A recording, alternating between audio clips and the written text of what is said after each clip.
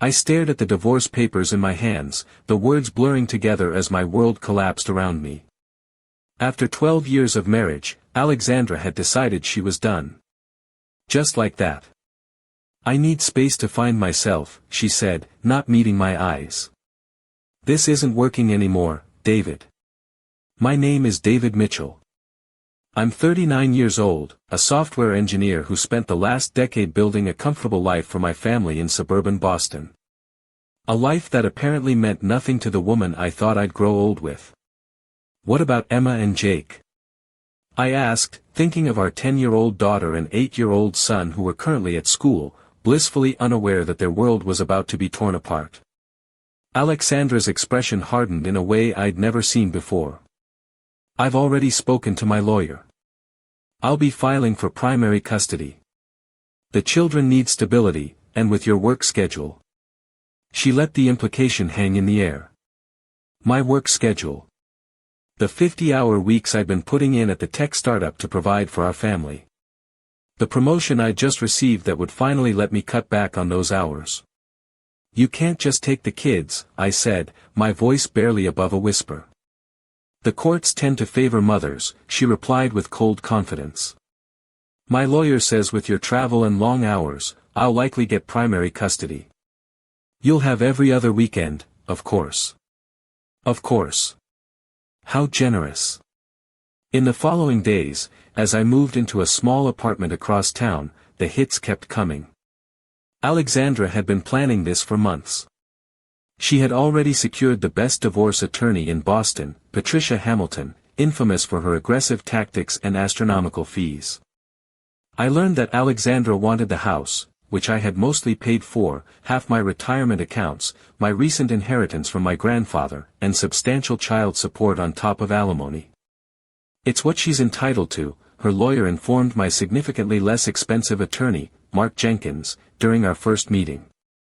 When I returned to the house to collect more of my belongings, I found Alexandra had already changed the locks. I had to call and wait on the porch like a stranger until she decided to let me in. "I'll need to supervise while you collect your things," she said, following me from room to room as if I might steal something from my own home. The woman who stood before me was unrecognizable from the person I'd fallen in love with all those years ago. The warmth was gone from her eyes, replaced by a calculated coldness that chilled me to the bone. In my hurry to grab essential items for my new, solitary life, I took clothes, some personal mementos, and my current laptop. I left behind our shared desktop computer in the home office, a machine neither of us had used much since upgrading to laptops 2 years ago. It seemed unimportant at the time. That forgotten computer would turn out to be the most important thing I left behind.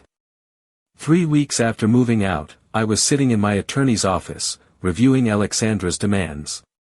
The list seemed to grow with each passing day.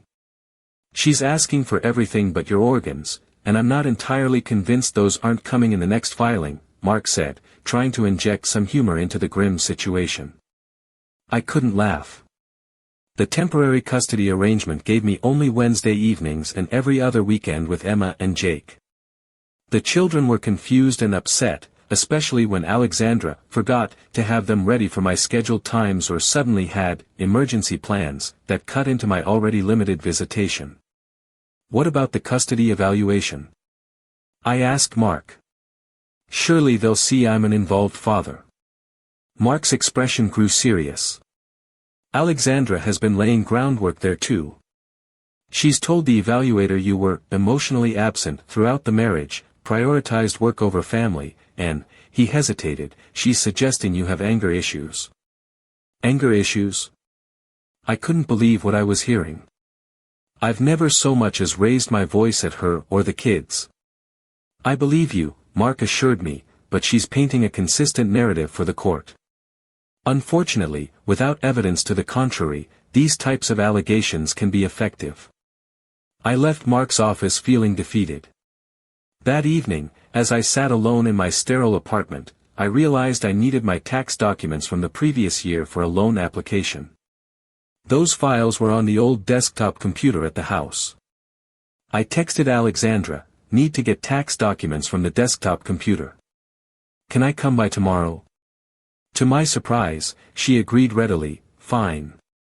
10 a.m., don't be late. The following morning, Alexandra opened the door with her usual cold efficiency. The computer's where it always was. I have a call in 20 minutes, so make it quick. I nodded and headed to the home office. Everything was exactly as I remembered, though the room already felt foreign, like I was visiting a museum exhibit of my former life. The desktop computer hummed to life when I pressed the power button. As the screen lit up, I noticed it was still logged into our shared family Microsoft account, the one we'd set up years ago to share calendars and files. Alexandra had apparently never bothered to change the password or create her own profile. I found my tax documents quickly and transferred them to a USB drive. As I was about to log off, a notification popped up in the bottom corner of the screen: photos successfully synced from iPhone. Alexandra's iPhone. Curious, I clicked on the notification, which opened the Photos application. Hundreds of recent photos from Alexandra's phone had automatically uploaded to our shared cloud storage and synced to this computer. What I saw changed everything. Image after image showed Alexandra with a man I recognized as James Wilson, her work colleague, whom she'd mentioned with increasing frequency over the past year. Photos at restaurants, at a beach, inside hotel rooms. The timestamps told their own story, many taken during her girls' weekends or work conferences. But it was the text messages, also synced through the shared account, that truly revealed the depth of the betrayal. Alexandra and James had been planning their future together for months. Alexandra had been strategically documenting every late night I worked, every business trip, building her case for custody while conducting her affair. One exchange from 3 months earlier made my blood run cold. James, is he still clueless? Alexandra, completely. He thinks I'm unhappy because he works too much. Meanwhile, I've been moving money to my private account for months. James, smart girl. My divorce attorney says the key is preparation. Alexandra, already done. I've documented everything to show he's an absent father. Courts eat that up. I'll get the house, the kids, and enough support to keep us comfortable until we can move in together. My hands shook as I continued reading. They had calculated everything, timing the divorce filing for maximum financial benefit, just after my promotion and the inheritance from my grandfather came through. Another message thread discussed their plan to move to California once the divorce was finalized, taking my children 3,000 miles away despite my custody rights. I looked at the timestamp on these messages. Alexandra had been strategizing to destroy me while sleeping in our bed, telling me she loved me, accepting the anniversary gift I'd saved for months to buy her. With shaking hands, I copied everything: photos, messages, location data showing she was with James during times she'd told me she was working, onto my USB drive. Then I carefully closed all the windows, leaving the computer exactly as I'd found it. Did you find what you needed? Alexandra asked as I walked back to the front door, her tone making it clear she was eager for me to leave. I looked at her, this stranger wearing my wife's face, and managed a neutral expression. Yes. I found exactly what I needed. I drove straight to Mark's office without calling ahead, clutching the USB drive like a lifeline. When his receptionist tried to tell me he was in meetings all afternoon, I insisted it was an emergency. Mark must have seen something in my expression when he came out to the waiting room, because he immediately ushered me into his office and closed the door.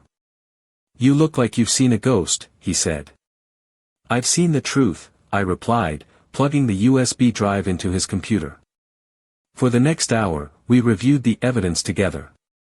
Mark's professional demeanor cracked several times as he read through the calculated planning, the deliberate deception, the plot to take my children across the country.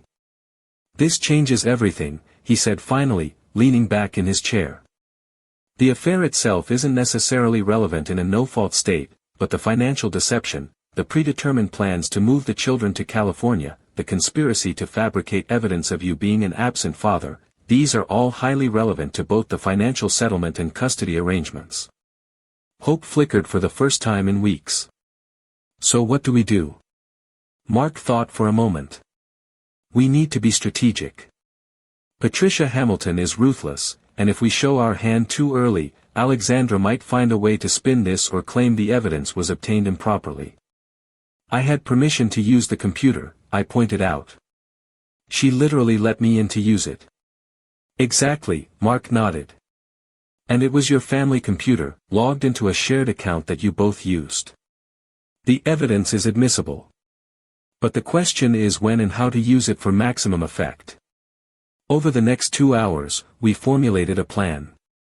Mark would continue negotiations as if nothing had changed, letting Alexandra and her attorney believe they had the upper hand while we prepared our counterattack. We'll need to move quickly on the financial aspect, Mark advised. Based on these messages, she's been hiding assets and preparing to leave the state with your children.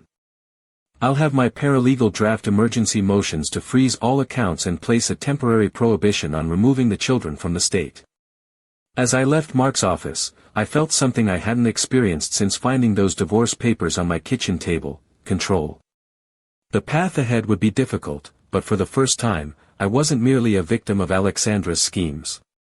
The next morning, Alexandra texted me, "My attorney says you're being difficult about the house. This only hurts the children." I stared at the message, thinking of all the evidence of her betrayal, her plot to take my children across the country, her deliberate plan to paint me as an absent father while she conducted her affair. After careful consideration, I responded with a single thumbs-up emoji. Let her think I was defeated. Let her believe her plan was working perfectly. The truth would come soon enough. The following weeks required the performance of a lifetime.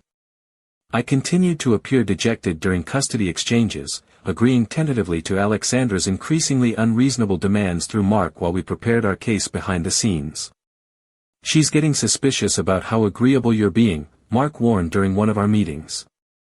"Patricia called today asking if we're ready to sign the preliminary agreement." "Let them think I'm broken," I replied. "The more confident they are, the more effective our response will be." Mark had engaged a forensic accountant who was tracking down the money Alexandra had been diverting from our joint accounts. The evidence was damning: over $46,000 moved to a hidden account over the past 8 months, including a portion of my grandfather's inheritance that should have been considered separate property. Meanwhile, I was keeping meticulous records of every custody violation. Alexandra had forgotten 2 of my Wednesday visits with the children and returned them early from a weekend, claiming Emma had a school project to finish, a project that mysteriously didn't exist when I called the teacher to ask how I could help. During one of my weekends with the children, Jake had tearfully asked if I didn't want to live with them anymore. "Why would you think that, buddy?" I asked, my heart breaking. "Mom said you chose your work over us," he replied, his small face confused and hurt. "She said that's why you left." I had to control my anger as I gently explained that I loved them more than anything, that I hadn't chosen to leave, and that I was fighting to spend more time with them. I was careful not to disparage Alexandra. The children didn't need to be caught in the crossfire of adult issues, but I wouldn't let them believe I had abandoned them either. That evening, after the children were asleep, I added this conversation to my growing documentation of Alexandra's parental alienation attempts. The date for our first major court hearing was set for a Monday morning. The Friday before, Alexandra's attorney sent over yet another revised settlement proposal, this one even more lopsided than the last. It demanded 70% of all assets, the house entirely in Alexandra's name, full primary custody with me having only 1 weekend per month of visitation, and alimony that would leave me barely able to afford a studio apartment.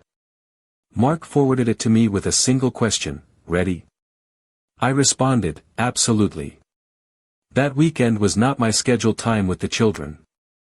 I spent it preparing, reviewing our evidence, and steeling myself for what was to come. This wasn't just about the money or even the betrayal anymore. It was about my children's future and my place in their lives. Sunday night, I received a text from Alexandra: "My attorney says we should expect a quick resolution tomorrow. Hope you've come to your senses about the settlement." I didn't respond. Tomorrow would speak for itself. The courthouse was imposing, all marble and echoing hallways. I arrived early, dressed in my best suit, projecting calm confidence despite the anxiety churning inside me. Mark met me at the entrance, carrying a leather briefcase filled with evidence that would change the course of this divorce. "Ready?" he asked as we walked through security. "As I'll ever be," I replied. We saw Alexandra and Patricia Hamilton in the hallway outside the courtroom. Alexandra looked polished and confident in an expensive dress that suggested both professionalism and maternal warmth, a calculated choice for the judge's benefit. She gave me a cold glance before turning away. Judge Carolyn Weber was known for her no-nonsense approach and intolerance for games in her courtroom. She reviewed the preliminary documents before addressing both parties. "I understand we're here to establish temporary orders regarding asset division and custody while the divorce proceeds," she said. "Ms. Hamilton, as the petitioner's counsel, please present your client's requests." Patricia Hamilton rose, exuding confidence. "Your Honor, my client is seeking primary physical custody of the 2 minor children, with limited visitation for the father due to his demanding work schedule and historically minimal involvement in childcare responsibilities. Additionally, we're requesting temporary exclusive use of the marital home, temporary support, and a freeze on marital assets to prevent dissipation." The judge nodded and turned to Mark. "Counsel for the respondent." Mark stood. "Your Honor, we have a very different perspective on this case, supported by substantial evidence that the petitioner has deliberately misrepresented the facts. We believe the court should be aware of several critical factors before making any temporary orders." Patricia frowned. "Your Honor, this sounds like an attempt to delay the proceedings. Mr. Mitchell has already indicated a willingness to negotiate on our terms." "I don't believe I've seen any signed agreements," Judge Weber replied. "Mr. Jenkins, please continue." Mark nodded. "Your Honor, we have evidence that Ms. Mitchell has been engaged in a long-term extramarital affair, which in itself might not be relevant except that it demonstrates a pattern of deception that extends to financial matters and the children." Alexandra's confident expression faltered slightly. Patricia leaned over to whisper something to her. "We have documented evidence," Mark continued, "that Ms. Mitchell has been systematically transferring marital funds to hidden accounts for months in preparation for this divorce, including portions of my client's separate property from an inheritance." He handed a folder to the court officer, who passed it to the judge. "Additionally, we have evidence that Ms. Mitchell and her paramour have been planning to relocate the children to California after the divorce, despite representing to my client and this court that she intends to remain in Boston." The judge reviewed the documents, her expression unreadable. "Ms. Hamilton, were you aware of these allegations?" Patricia looked momentarily flustered. "Your Honor, this is the first we're hearing of these claims." "Without having had an opportunity to review this alleged evidence." "The evidence is quite clear," Judge Weber interrupted, still reviewing the documents. "These appear to be text messages and financial records indicating substantial financial deception and a plan to interfere with the father's relationship with his children." She looked up at Alexandra. "Ms. Mitchell, did you transfer these funds without your husband's knowledge?" Alexandra glanced at her attorney, clearly caught off guard. I was setting aside money for the children's future. In an account solely in your name, while explicitly discussing with Mr. Wilson how to maximize your financial position in the divorce," the judge asked pointedly. Before Alexandra could respond, Mark continued, "Your Honor, we also have evidence that Ms. Mitchell has been fabricating claims about my client being an absent father while simultaneously interfering with his court-ordered parenting time." He submitted another folder with my detailed records of every missed visit, every early return, and documentation of Alexandra telling the children I had chosen to leave them. By now, Alexandra's composed facade had completely crumbled. She was whispering frantically to Patricia, who looked increasingly concerned. "Your Honor," Patricia tried again, "we would request time to review these allegations and prepare a response." Judge Weber set down the folders. "Ms. Hamilton, what I'm seeing here goes beyond allegations. These documents indicate deliberate financial deception, parental alienation, and an intention to remove the children from the state without court permission. These are serious matters that affect my ruling on temporary orders." She turned to Mark. How did your client obtain these text messages and photos?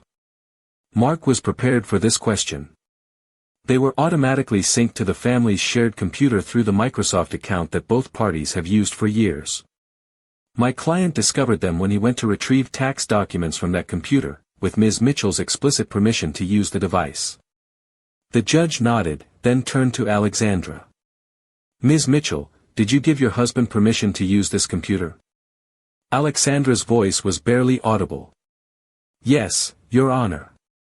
And was this a shared family computer with a shared account that you both used? Yes, but... Then the evidence appears to be properly obtained, Judge Weber concluded. She reviewed the materials for several more minutes while the courtroom remained tensely silent. Finally, she looked up. Based on the evidence before me, I'm making the following temporary orders. First, all marital assets are frozen immediately, and Ms. Mitchell will return the $46,372 transferred to her separate account to the marital account within 48 hours. Alexandra paled. Second, I'm ordering a full forensic financial audit to identify any additional hidden assets. Patricia started to object, but the judge held up her hand. Third, regarding the children, I'm implementing a temporary shared custody arrangement with equal parenting time until a full custody evaluation can be completed. Neither parent may remove the children from the state without court permission. She fixed Alexandra with a stern look. Ms. Mitchell, this court takes a very dim view of attempts to interfere with a parent-child relationship or to hide assets. These actions will be considered in final custody and asset division determinations. Alexandra looked stunned, as if she couldn't believe how quickly her carefully constructed plan had collapsed.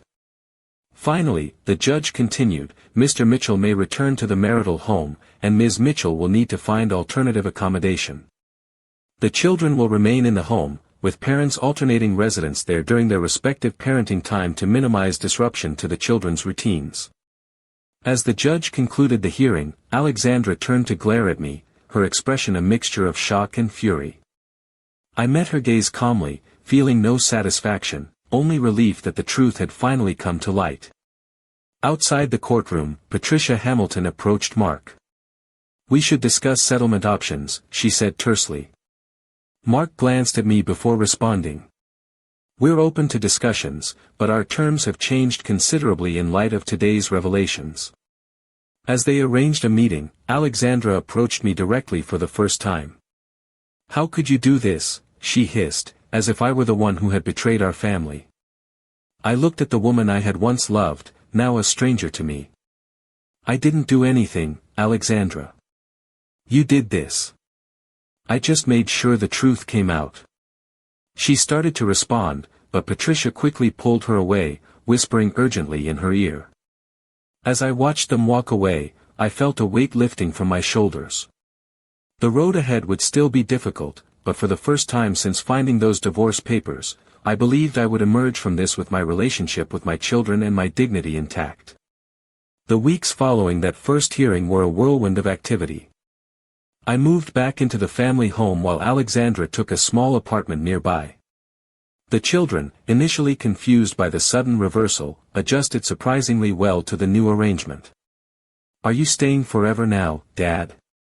Emma asked during my first night back. This is my home with you and Jake, I assured her. I never wanted to leave in the first place. The forensic accountant uncovered even more financial deception than we initially discovered. Alexandra had not only diverted our joint funds but had also helped James Wilson hide assets in his own divorce the previous year, a divorce I hadn't even known about when Alexandra first introduced him as her work colleague. The custody evaluation began, with both children speaking to court-appointed psychologists. I was careful never to disparage Alexandra to them, focusing instead on rebuilding our routines and providing stability during this tumultuous time. Alexandra, however, didn't show the same restraint. The evaluator's preliminary report noted multiple instances of her making negative comments about me to the children and attempting to pressure them before their interviews. Mark called with updates almost daily as Alexandra's position weakened. Patricia has reached out again about settlement, he informed me one evening. They're suddenly very eager to resolve this outside of court. What are they offering? I asked. It's still not great, but significantly better than before. Shared custody, though she still wants to be designated as primary. Equal division of assets except for your inheritance, which she's now willing to concede is separate property. I considered this. And the house? She's willing to let you buy her out of her share. Progress, but not enough. What about her plans to move to California with James? Mark sighed. She's denying that was a serious plan, claiming it was just talk. But given the evidence we have, she knows that argument won't hold up in court. After discussing our counteroffer, I asked the question that had been weighing on me. What are our chances if this goes to trial? Honestly? Given the evidence of her misconduct, her documented attempts at parental alienation, and the financial deception, I think we're in a very strong position. The judge has already shown she takes these matters seriously. That night, I reviewed our proposed settlement terms once more. I wasn't seeking revenge, just fairness and protection for my relationship with my children. The terms included true 50-50 physical custody, right of first refusal for childcare during the other parent's time, a requirement that neither parent could move more than 20 miles away without court approval, and a fair division of assets that accounted for Alexandra's financial misconduct. The next morning, Mark called again. They've rejected our proposal. Patricia says Alexandra feels the custody terms are too restrictive. Then we go to trial, I replied, my resolve firm. 2 days before the trial was set to begin, I was putting the children to bed when my phone rang. It was Mark. Patricia just called. They want to meet tomorrow to discuss settlement again. I think they're panicking about trial. The meeting took place in a conference room at Mark's office. Alexandra and Patricia arrived looking tense. Gone was the confident, almost smug demeanor Alexandra had shown in the early days of our separation. As Mark outlined our position once more, I studied Alexandra's face. There was something different in her expression, resignation, perhaps, or the dawning realization that her carefully orchestrated plan had not just failed but backfired spectacularly. My client is prepared to accept most of your terms, Patricia said finally. With a few minor adjustments to the parenting schedule. The negotiations continued for several hours, but by the end, we had reached an agreement that protected my relationship with my children and provided a fair financial settlement. As we prepared to leave, Alexandra asked to speak with me privately. After a moment's hesitation, I agreed. When the attorneys stepped out, she seemed unsure where to begin. I didn't think you'd fight this hard, she said finally. You didn't think I'd fight for my children? I couldn't keep the disbelief from my voice. I thought you'd prioritize work like you always did, she replied, a hint of the old bitterness returning. I worked hard to provide for our family, I said. But the children have always been my priority. You knew that. She looked away. James is gone. Did you know that? Once he realized there wouldn't be a big divorce settlement to fund his business plans, he lost interest pretty quickly. I felt no satisfaction at this news, only a profound sadness for the wreckage of what had once been our life together. I never wanted this, I said simply. Neither did I, she replied, though we both knew that wasn't entirely true. She had wanted a different outcome, one where she took everything and left me behind. As we parted ways, I realized this conversation was the first honest exchange we'd had in longer than I could remember. 6 months after the settlement was finalized, life had found a new rhythm. The children split their time equally between my home, the family house I had bought out Alexandra's share of, and her new townhouse about 15 minutes away. The transition wasn't always smooth. There were difficult conversations, missed items shuttled between houses, and occasional disagreements about schedules or activities. But slowly, we established a co-parenting relationship that, while not friendly, was at least functional and centered on the children's needs. Emma and Jake adjusted better than I had feared. They were resilient, finding security in the knowledge that both parents remained actively involved in their lives. We celebrated Jake's 9th birthday with separate parties but coordinated gifts so nothing was duplicated. For Emma's school play, Alexandra and I sat in different sections of the auditorium but both showed up to support her. The financial settlement had been fair, leaving both of us able to move forward independently.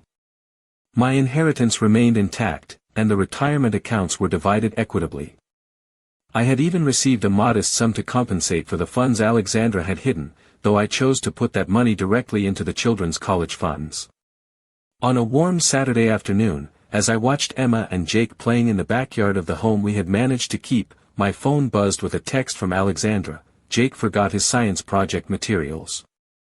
Can I drop them off? I texted back, of course. When she arrived, there was an awkward moment on the porch. This house that had once been hers too, now firmly my domain. She handed over a bag containing poster board and markers. They look happy, she said, watching the children through the side gate. They are, I agreed. They're doing well.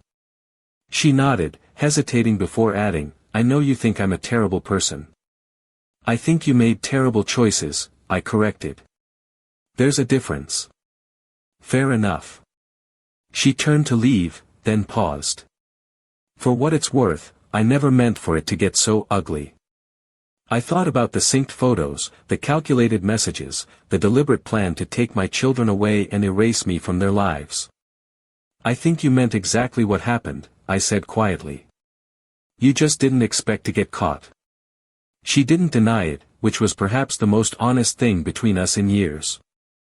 As she walked back to her car, I reflected on how differently this could have ended without the discovery of those synced photos and messages.